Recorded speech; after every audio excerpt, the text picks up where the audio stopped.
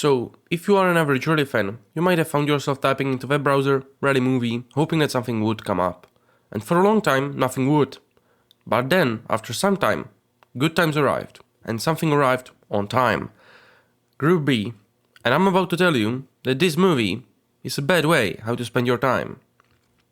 As you could only guess from my varied vocabulary composed of the word time mainly, I'm the ideal person to tell you that this movie, despite incredibly well rated by the YouTube audience in comment section, is not good. I was thinking of saying that this is only my opinion, but this sentence has no value to an average YouTube commenter, so instead I'm presenting this as a military doctrine, by which every single person must obey, despite it being only a movie review, lacking even the basics of any doctrine ever, maybe except the tank engine books. Let's get into it before someone sees this video. The movie starts with a bird, followed up by a shot of Welsh forest. Then we get a rather closer than further shot of a human.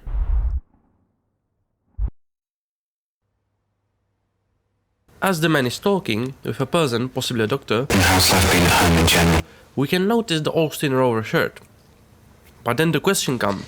Good. Do you feel ready to go back? I might. There seems some hesitance in your voice. Hesitance? No. At this point, average speedy boy can put things together. Then we see some rehab scenes, which furthermore prove that this is a rally driver who probably found a corner that was a bit too tight, and then suffered some injuries. Let's call him a champ for the sake of this video. So Champ makes his way through Service Park, and we get this beautiful shot of all the cars, except no, only the roofs of Group B cars got into the shot. I will talk about this troublesome editing later, after we finish what is this movie about. Then we arrive to Champ's team. Oh no, MG Metro 6R4. If you're not familiar with Group B, this car is like the Nicholas Latifi of F1 or RMS Titanic of unsinkable ships. Or just simply there is me and the boys, and then there's this car. I do understand why did they pick this car, because it's the cheapest out of the Group B cars you can buy. Partially because of the big sucky this car is. I do not actually mind the Metro, and in terms of sound it still gets the eardrums vibing. Champ opens the door of the car and looks at the cockpit, reminiscently.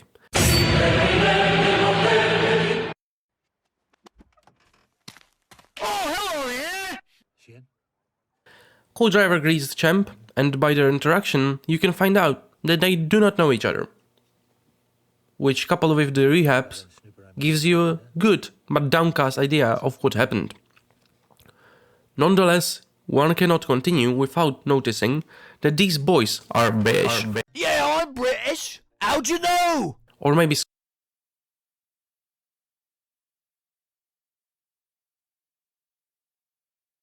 Scottish. Scottish. depending on where they win the championship. Throughout the whole interaction, you can sort of get the idea that our protagonist's head is not crystal clear, and the death of his previous co-driver plagues his mind. Then we can see Opel Manta being released, and honestly I do sort of feel that this car certainly was not cheap to get onto the set, so why is there not more close-up shots of it? I mean, unless it's a bad replica, I think it's a lost potential. In general, I feel like the editing just doesn't show the most important things Group B is about. But more on that after we set off, to go faster than we can think. Our boys get ready for the countdown, but oh no, Opel Manta probably yeeted into 3.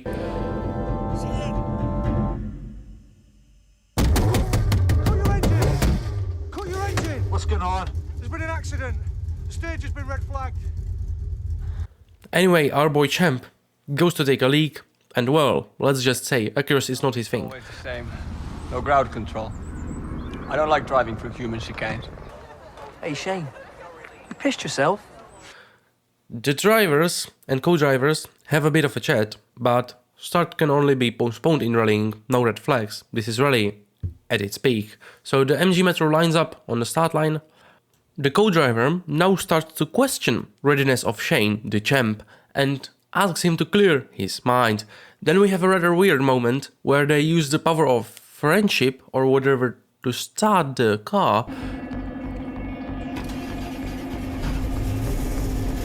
Countdown goes with the wind and the car sets off. And here I can no longer wait until the end of this to start, not being satisfied. The camera angles are awful, conveying little to no worthy information. I would rather run with the show don't tell, because Shane said at one point the overused line from Ruby Racing, and that is, the car goes faster than I can think. The car goes faster than I can think. And there you are, not being shown the car is going faster than you think. If co-driver has time for gestures and motivational speaking. And these camera angles and the stabilization on them just does not make it look urgent. You should instead convey to the audience the speed of the car and how the words of co-driver are catching the reality of going 200 km an hour on a forest trail. But yeah, sure, we have time to say motivational stuff. I honestly feel that it's a little bit embarrassing, almost cringe-worthy, having a co-driver say stuff like that.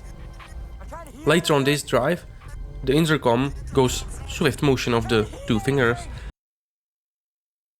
And this drive is now combined with the drive where Shane lost his co-driver, and honestly, this part is not that terrible. It does quite a good job and shows just enough to get to the point. I can't hear anything. But then in a moment of useful action, just as Shane clears his head,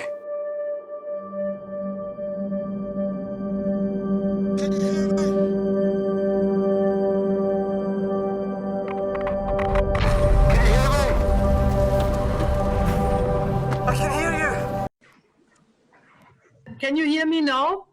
Yes, we can hear you. Okay. the intercom makes a comeback just for the co-driver to say, and Shane steps on it without any actual information about what's ahead. No wonder he crashed before there, mate. Nonetheless, the movie ends as they speed off into the sunset. Let's go and pick apart this movie. And in a service park station, here, despite having all of the Group B cars on the set, the camera focuses on Shane alone, and there are no shots of Metro during the entire drive except the ending. I mean, clearly, this has been created by people who lack the understanding of this sport, know nothing about it and its audience, because Group B is about the cars, about the struggle to drive them, and the sheer violence between the car and the stage. None of this is correctly showed.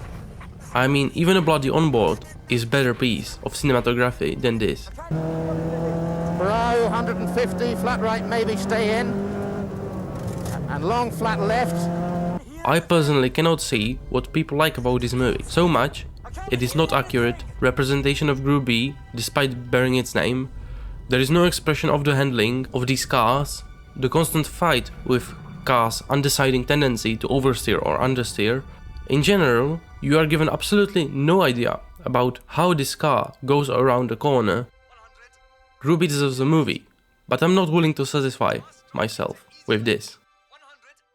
Also, I'm no expert, but are these people CGI? I mean, what the duck are they looking at in this shot?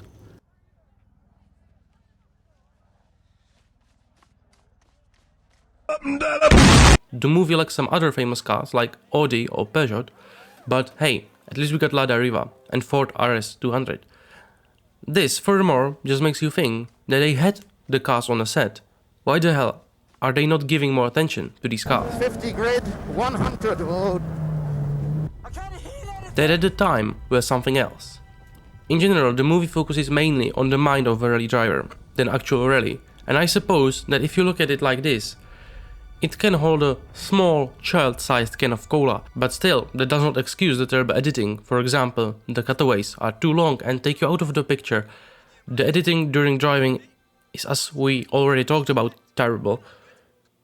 If I would have to dive into a rally driver's mind, I would focus on the way how he could barely keep up with the speed, the co-driver's voice pursuing the fast-going corners, and the fear being conquered by bravery. By not showing any shots above the car, keeping it tight, Instead of having the driver recite the coming to speed over the loss of his friend and a colleague, I would just let it show through the driving through the picture of co-driver losing itself within the forest ambiance. Simply, you in my opinion cannot slow down, like the movie does a lot. With its cutaways, simply in Group B you cannot slow down, you can't think, you have to do. Pressure all the way until the finish line, and keeping it together, that's the art of rally. I don't have anything more to say, and perhaps I hope I find people who share my opinion to give me confirmation bias. Or maybe someone in the comment section can explain why is this movie so well acclaimed, at least by the British, according to awards. But we all know that awards can be less than accurate. Just look at the Game Awards. Just do not say that what I want from this movie is a Need for Speed or something like that. Rally could most definitely use a movie that would be a flagship.